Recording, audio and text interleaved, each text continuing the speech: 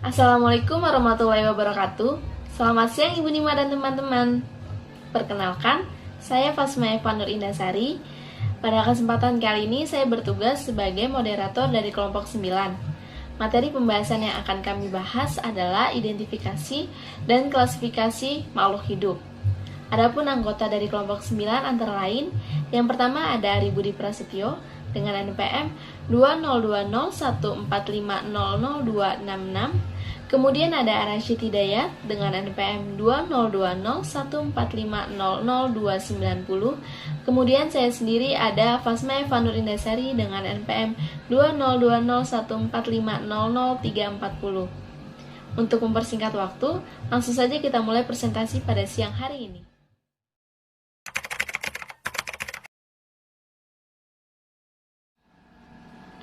Keanekaragaman dan identifikasi makhluk hidup. Identifikasi makhluk hidup adalah upaya mencocokkan suatu jenis makhluk hidup dengan kategori tertentu yang telah diklasifikasikan dan diberi nama secara ilmiah oleh para ahli. Makhluk hidup yang ada di sekitar kita sangat beraneka ragam. Keanekaragaman tersebut ditunjukkan dengan adanya variasi bentuk, penampilan, warna, serta ciri lainnya. Dari tumbuhan dan hewan yang ada di bumi ini, yang beraneka ragam dan besar jumlahnya itu, tentu ada yang telah kita kenal dan ada pula yang belum kita kenal.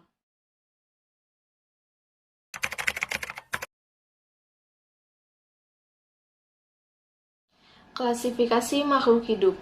Klasifikasi adalah suatu cara pengelompokan dan perkategorian yang didasarkan pada ciri-ciri tertentu. Semua ahli biologi menggunakan suatu sistem klasifikasi untuk mengelompokkan tumbuhan ataupun hewan yang memiliki persamaan struktur. Kemudian, setiap kelompok tumbuhan ataupun hewan tersebut dipasang-pasangkan dengan kelompok tumbuhan atau hewan lainnya yang memiliki persamaan dalam kategori lain.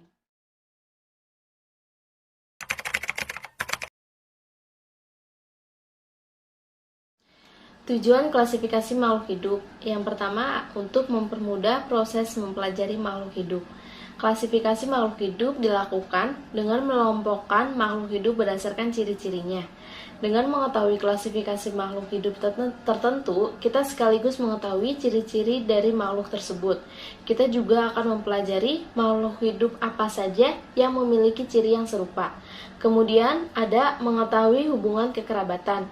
Klasifikasi makhluk hidup terjadi karena adanya pengelompokan berdasarkan ciri. Tingkat takson yang diperkenalkan oleh Linnaeus dapat membantu kita mengetahui hubungan kekerabatan antara makhluk hidup yang satu dengan makhluk hidup yang lain. Dengan mengetahui ciri-ciri makhluk hidup berdasarkan tingkatan takson, kita jadi memahami hubungan kekerabatan pada makhluk hidup Germans. Kemudian untuk menyederhanakan objek studi. Makhluk hidup yang ada di bumi berjumlah jutaan. Untuk mempelajarinya, tentu dibutuhkan waktu yang sangat lama. Untuk itu, perlu dilakukan klasifikasi ilmiah agar objek studi menjadi lebih sederhana. Klasifikasi makhluk hidup akan lebih membantu kita untuk mengenali dan mempelajari makhluk hidup karena telah dikelompokkan berdasarkan kesamaan ciri. Dan yang terakhir, untuk memberi nama. Seiring perkembangan waktu, berbagai penemuan spesies baru terus terjadi. Spesies-spesies baru tersebut belum memiliki nama. Karena itu, perlu dilakukan klasifikasi makhluk hidup. Dengan melihat ciri-ciri spesies yang ditemukan, spesies tersebut akan memiliki nama ilmiah sesuai ciri-ciri yang ditunjukkan Germans.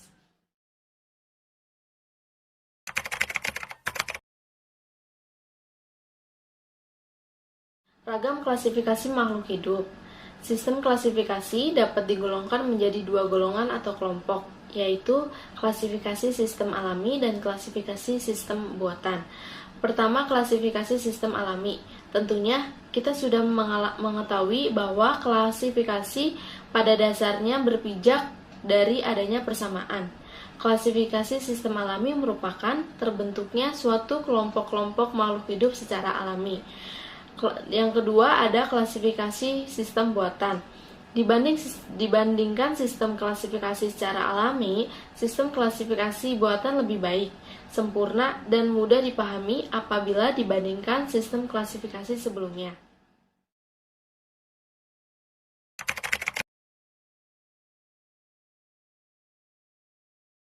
Tahapan dalam klasifikasi. Apabila kita mencoba melakukan klasifikasi terhadap suatu makhluk hidup dengan baik dan benar, maka kita harus melalui beberapa tahap, yaitu pencanderaan, pengelompokan, dan pemberian nama. Yang pertama itu pencanderaan atau identifikasi.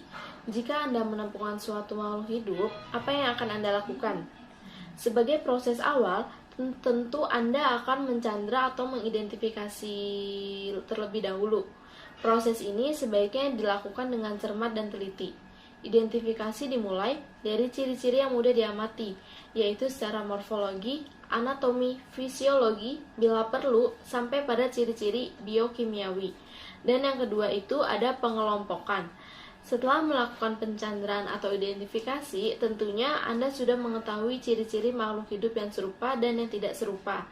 Ciri-ciri makhluk hidup yang serupa akan dikelompokkan dalam suatu takson yang kemudian diurutkan dari tingkat tinggi sampai tingkat rendah. Makin rendah tingkatan takson, makin sedikit anggotanya. Tetapi persamaan ciri-ciri yang dimiliki anggotanya makin banyak. Kemudian yang ketiga ada pemberian nama takson. Dari hasil pengelompokan suatu makhluk hidup, alangkah baiknya bila pengelompokan tiap takson itu diberi nama. Pemberian nama ini bertujuan untuk memudahkan kita dalam mengenal ciri-ciri suatu makhluk hidup yang berguna untuk membedakan dengan makhluk hidup lain.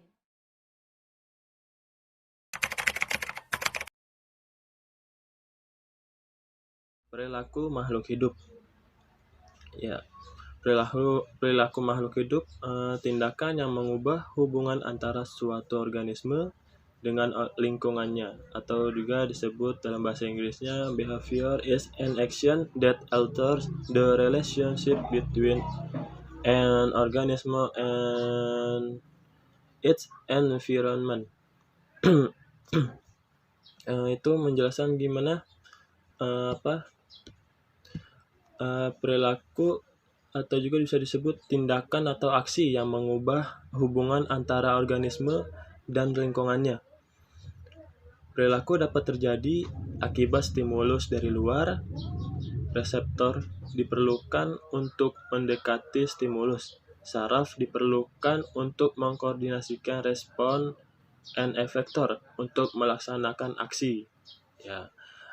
Perilaku dapat juga terjadi karena adanya stimulus dari dalam, misalnya rasa lapar, memberikan motivasi akan aksi yang akan diambil bila makanan benar-benar terlihat atau tercium. Umumnya, perilaku suatu organisme merupakan gabungan stimulus dari dalam dan luar.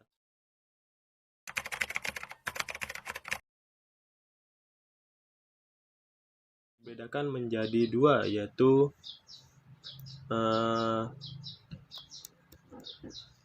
perilaku bawaan, perilaku yang didapat.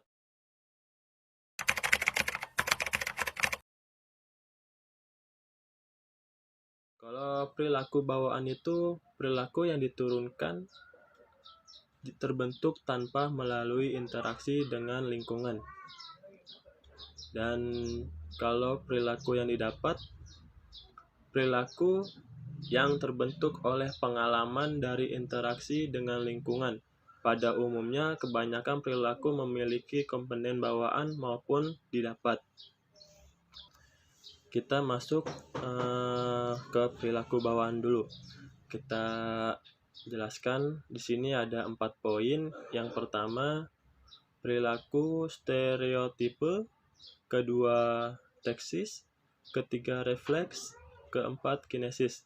Kita bahas satu persatu. Yang pertama, perilaku stereotipe.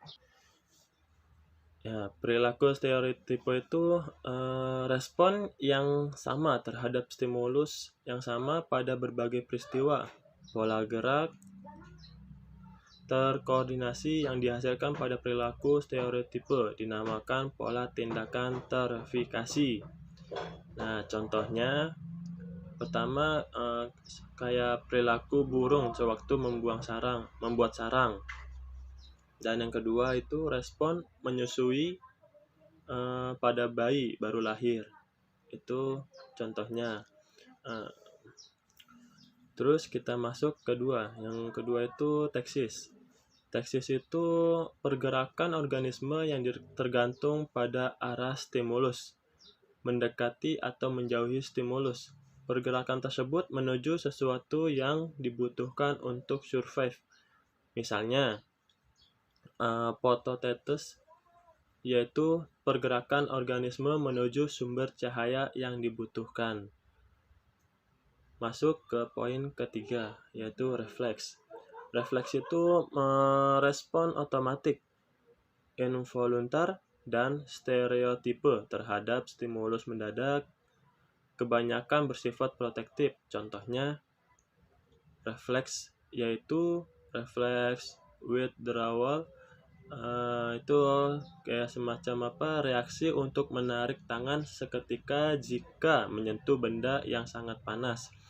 Terus juga ada refleks perenggangan. Nah, itu kayak refleks menendang gitu ya, menendang tungkai bawah jika tendok di bawah lutut dipukul dengan palu refleks. Seperti itu. Nah, yang terus kita masuk ke kinesis. Nah, kinesis itu pergerakan sel atau organisme sebagai respon terhadap suatu stimulus. Besar respon tergantung kepada densitas stimulus. Namun, tak tergantung arahnya. Tipe kinesis antara lain ada beberapa. Ada beberapa poin, yaitu ortokinesis dan klinokinesis. Nah, kalau ortokinesis itu kecepatan gerak sel atau organisme tergantung kepada densitas stimulus. Kalau klinokinesis itu kecepatan pembalikan arah sel atau organisme tergantung kepada densitas stimulus.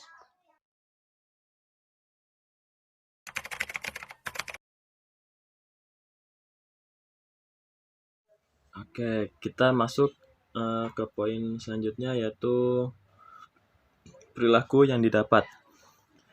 Nah, di sini ada beberapa tipe perilaku yang didapat, yaitu pertama habituasi, yang kedua imprinting behavior, ketiga insight behavior, keempat classical conditioning, dan yang terakhir yang kelima itu operant conditioning. Nah, kita bahas satu persatu ya.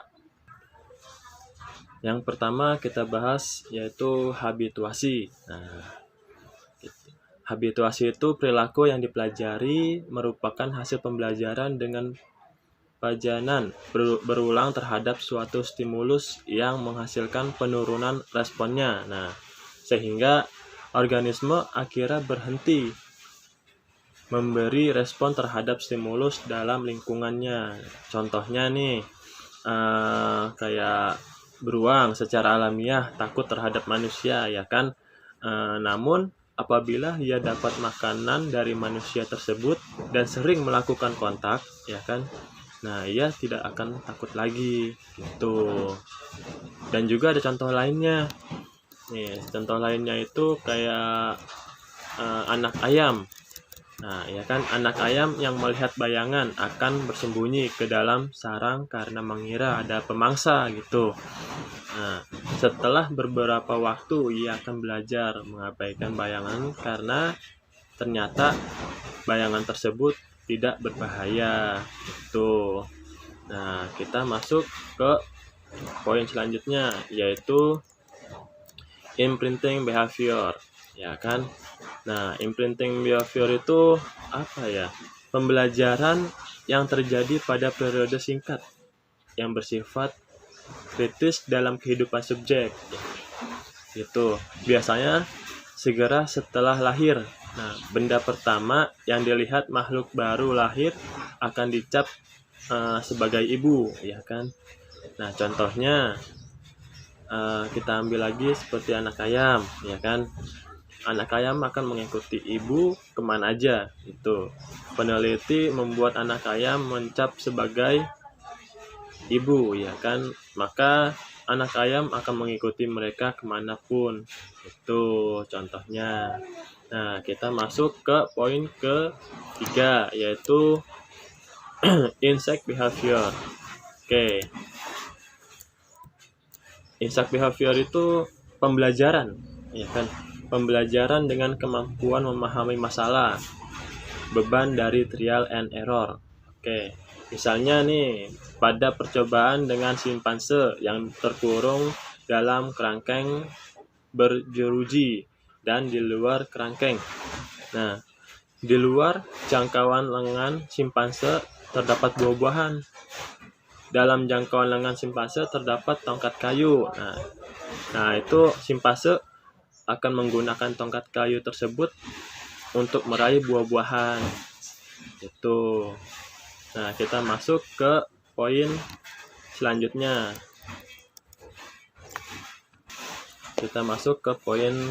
Yaitu classic conditioning. Nah, itu perilaku yang dalam keadaan normal dipicu oleh stimulus tertentu menjadi dipicu oleh stimulus pengganti yang semula tak berkaitan dengan perilaku tersebut. Itu. Nah, mula-mula ditemukan oleh Pavlov. Pada percobaan Pavlov, mohon maaf sebelumnya, ini anjing yang diberi makan setiap kali disertai bunyi bel akan mengeluarkan air liur untuk makanannya. Nah, oke kan? Setelah beberapa kali perlakuan demikian, maka bunyi bel saja tetap akan menghasilkan pengeluaran air liur walaupun makanan tidak ada. Nah, di sini pemberian stimulus normal atau makanan yang berulang kali disertai stimulus abnormal atau bunyi bel dengan respon yang mengeluarkan air liur. Lama-kelamaan menyebabkan stimulus abnormal saja, bunyi bel akhirnya dapat menghasilkan respon air liur. Itu. Kita masuk ke poin terakhir nih, operant conditioning. Gitu. Itu pembelajaran dengan mengasosiasikan tindakan perilaku tertentu dengan penguatan atau reinforcement. Pada classical conditioning, hadiah atau hukuman atau reward or punishment dikendalikan oleh pihak lain, sedangkan pada operant conditioning ada tindakan hadiah ditentukan oleh perilaku itu sendiri, gitu. Nah, contohnya pada percobaan Skinner, gitu. Tikus yang menginjak pedal bel untuk lampu hijau akan mendapat makanan, gitu kan, atau bisa disebut reward, gitu. Sebaliknya nih, tikus yang menginjak pedal untuk lampu merah akan mendapat kejutan listrik. Nah, itu bisa disebut punishment. Setelah mengalami beberapa reward dan punishment, tikus akan belajar untuk menginjak pedal lampu hijau dan menghindari pedal lampu merah.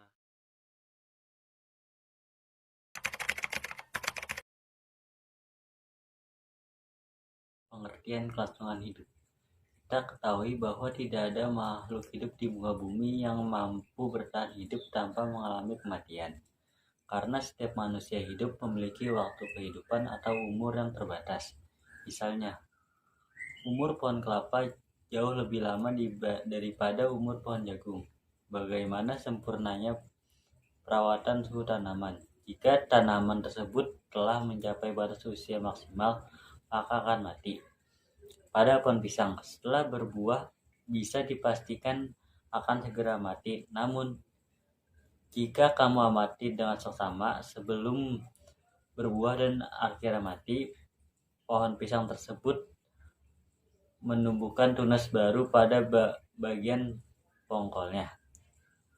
Setiap makhluk hidup telah dibekali oleh Tuhan Yang Maha Kuasa dengan kemampuan untuk mempertahankan hidupnya dan menjaga keturunannya supaya tetap lestari. Tetapi karena keserakahan makhluk hidup yang lebih tinggi di tingkatnya dan ketidakpeduliannya manusia akan kelestarian lingkungan hidup telah merusak ekosistem yang baik. Telah menjadi hukum alam bahwa makhluk yang lemah akan dimangsa oleh makhluk yang kuat atau yang kita kenal dengan hukum rimba. Setiap jenis makhluk hidup dapat lestari jenisnya sampai saat ini karena berasal dari makhluk hidup sebelumnya yang sejenis dapat berproduksi dan beradaptasi dengan lingkungan. Jika makhluk hidup pada zaman dulu tidak mampu bertahan dalam kelangsungan hidupnya, maka jenis makhluk hidup itu akan punah seperti dinosaurus. Kelangsungan hidup organisme dipengaruhi oleh kemampuan adaptasi terhadap lingkungan, seleksi alam, dan perkembangbiakan.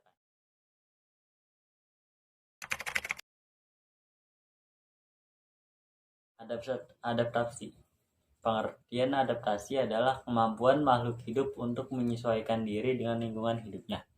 Ada beberapa cara menyesuaikan diri yang dapat dilakukan, yaitu dengan cara penyesuaian bentuk organ tubuh, penyesuaian kerja organ tubuh, dan tingkah laku dalam menanggapi perubahan lingkungan. Dari pengertian adaptasi tersebut, ada 3 macam bentuk adaptasi, yaitu adaptasi fisiologi, adaptasi tingkah laku, dan adaptasi morfologi.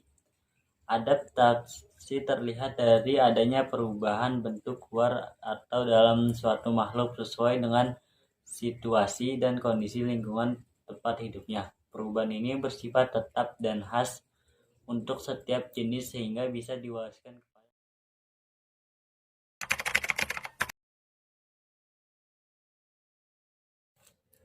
jenis-jenis adaptasi. Yang pertama adalah adaptasi fisiologi. Adaptasi fisiologi adalah penyesuaian diri makhluk hidup melalui fungsi kerja organ-organ tubuh supaya bisa bertahan hidup. Adaptasi ini berlangsung di dalam tubuh sehingga sulit untuk diamati. Ikan air laut menghasilkan urin yang lebih pekat dibandingkan dengan air sungai. Hal ini dikarenakan kadar air laut lebih tinggi daripada kadar garam air tawar. Tingginya kadar garam menyebabkan ikan kekurangan air sehingga ikan harus banyak minum. Akibatnya kadar dalam darahnya menjadi tinggi sehingga untuk mengurangi kepekatan cairan di dalam tubuhnya, ikan mengeluarkan urin yang pekat. Kekebalan serangga terhadap inseksida akan meningkatkan karena penggunaan inseksida secara terus-menerus. Yang kedua adalah adaptasi tingkah laku. Adaptasi tingkah laku adalah penyesuaian diri terhadap lingkungan dengan mengubah tingkah laku supaya dapat mempertahankan kelangsungan hidupnya. Adaptasi tingkah laku dapat berupa hasil belajar maupun insting naluri sejak lahir. Terdapat 2 macam tingkah laku, yaitu sebagai berikut. Yang pertama, tingkah laku sosial untuk hewan yang hidup berkelompok. Yang kedua adalah tingkah laku untuk perlindungan. Contohnya, babi hutan akan menggali lubang persembunyian dengan kukunya ketika melihat singa. Penggiling akan menggulung tubuhnya bila bertemu musuh. Contoh lain adalah kamuflase, misalnya pada bunglon. Yang ketiga adalah adaptasi morfologi. Adaptasi morfologi adalah penyesuaian makhluk hidup melalui perubahan bentuk organ tubuh yang berlangsung sangat lama. Untuk kelangsungan hidupnya, adaptasi ini sangat mudah dikenali dan mudah diamati karena tampak dari luar. Meskipun hewan dapat bergerak bebas, hewan juga melakukan beragam adaptasi morfologi untuk menyesuaikan dengan tempat hidup dan jenis makanannya. Adaptasi morfologi berupa penyesuaian bentuk hewan seperti ukuran dan bentuk gigi, penutup tubuh, dan alat gerak hewan. Gigi disesuaikan dengan jenis makanannya, sehingga gigi hewan pemakan daging berbeda dengan hewan pemakan tumbuhan. Penutup tubuh seperti rambut, duri, sisik, dan bulu yang tumbuh dari kulit disesuaikan dengan kondisi lingkungannya, sehingga dapat membantu hewan untuk tetap bertahan hidup. Contoh yang lain adalah variasi tulang belakang dan sirip pada ikan pari disebabkan perbedaan suhu saat pertumbuhannya. Jenis kelamin kura-kura ditentukan oleh variasi temperatur saat inkubasi, serta bentuk paruh dan kaki burung bervariasi sesuai dengan jenis makanan.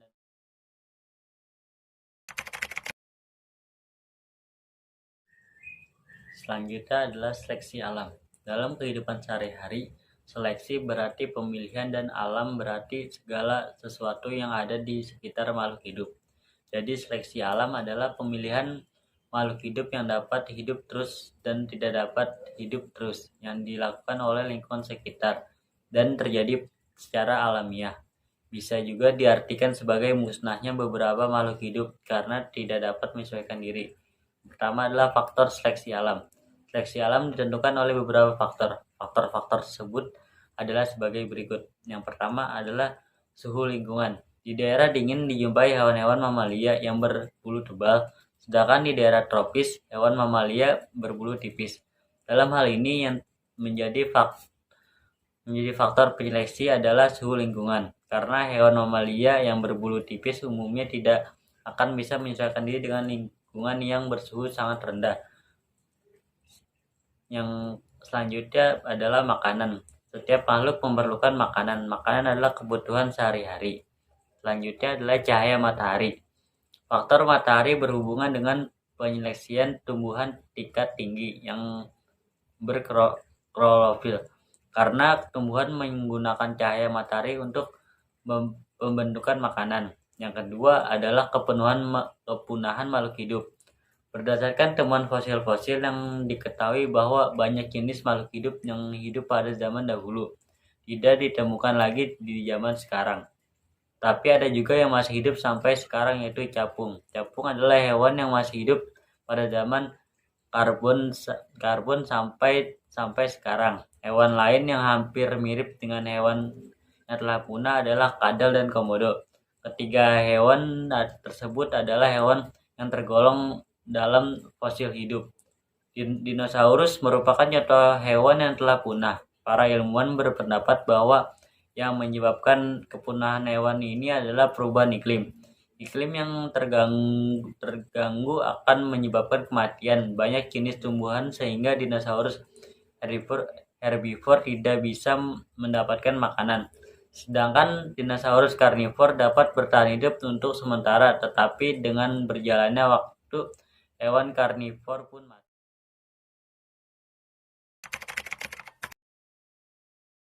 Perkembangbiakan makhluk hidup. Perkembangbiakan makhluk hidup dapat dipergunakan untuk melangsungkan kehidupan. Karena bila tanpa perkembangbiakan, maka makhluk hidup akan punah. Misalkan pada suatu perkebunan terdapat populasi belalang yang terkena radiasi, sehingga belalang jantan menjadi mandul dan tidak dapat melakukan perkawinan dengan belalang betina. Ketidakmampuan belalang untuk berkembang biak akan menyebabkan belalang di perkebunan tersebut menjadi punah.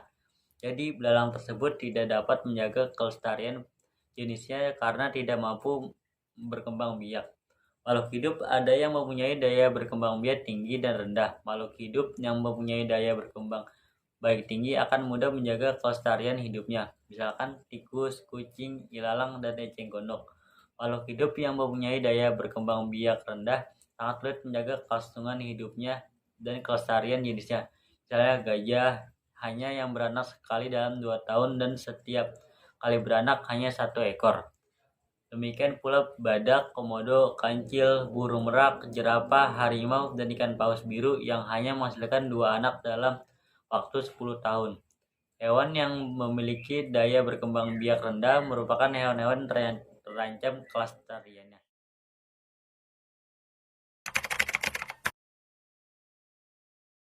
Penyebaran makhluk hidup. Persebaran makhluk hidup adalah keberadaan suatu makhluk hidup pada suatu daerah tertentu. Sedangkan penyebaran makhluk hidup yaitu merupakan pengertian dari cara makhluk hidup itu bisa sampai pada daerah tersebut.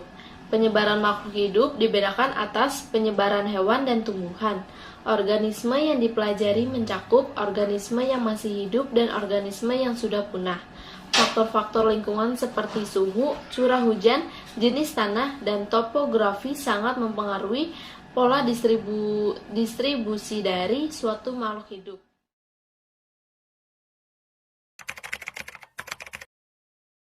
Lima alasan mengapa flora dan fauna di berbagai wilayah memang berbeda-beda dengan tempat lainnya. Yang pertama itu ada iklim. Tahukah kamu pertumbuhan flora maupun keberlanjutan seekor fauna sangat bergantung pada iklim wilayahnya?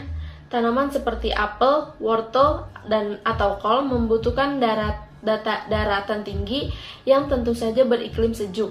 Sama halnya dengan beruang kutub yang membutuhkan wilayah seperti kutub utara dengan salju dan makanan yang hanya tersedia di daerah dingin. Sementara itu, kaktus serta pohon kurma justru membutuhkan daerah yang iklimnya panas. Sama pula halnya dengan hewan unta yang mampu bertahan hidup di wilayah tersebut. Kemudian yang kedua, ada kondisi fisik muka bumi. Pegunungan yang tinggi, gurun yang luas, dan lautan yang dalam merupakan contoh-contoh dari kondisi fisik muka bumi yang menjadi rintangan bagi makhluk hidup untuk berpindah. Oleh karena itu, seekor panda yang ada di Tiongkok pasti akan mengalami kesulitan untuk pindah ke Indonesia dengan sendirinya. Bahkan, di Indonesia pun ada 3 jenis fauna, yaitu satu tipe Asia, yang kedua tipe Australia, dan yang ketiga ada tipe peralihan. Sebab dipisahkan oleh lautan. Walau begitu, tidak selamanya lautan menjadi rintangan bagi perpindahan flora dan fauna. Pohon kelapa contohnya justru mampu dihanyutkan ke tempat-tempat yang jauh melalui laut. Begitu pula halnya dengan ikan dan binatang laut lainnya. Yang keempat ada seleksi alam. Pernah nggak kamu bertanya-tanya, kok sekarang sudah jarang ditemui capung berwarna-warni ya? Atau bahkan, kamu sama sekali nggak tahu kalau capung-capung itu punya warna yang menarik seperti kupu-kupu. Namun, karena seleksi alam, alias sering dimakan oleh predatornya, yaitu burung-burung sawah, sehingga capung berwarna terang tersebut nyaris nggak ada lagi.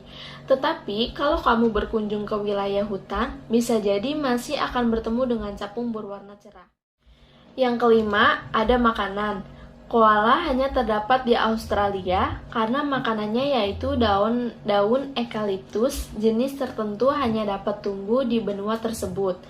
Tak jauh berbeda, panda dapat hidup jika wilayahnya sejuk dan dikelilingi tanaman bambu sebagai makanannya. Jadi, makanan merupakan salah satu faktor yang mempengaruhi persebaran hewan tertentu. Itulah sebabnya koala dan panda tidak dapat hidup di daerah lain. Presentasi dari kelompok kami. Apabila ada pertanyaan dan kata-kata yang kurang berkenan, mohon dimaafkan. Wassalamualaikum warahmatullahi wabarakatuh.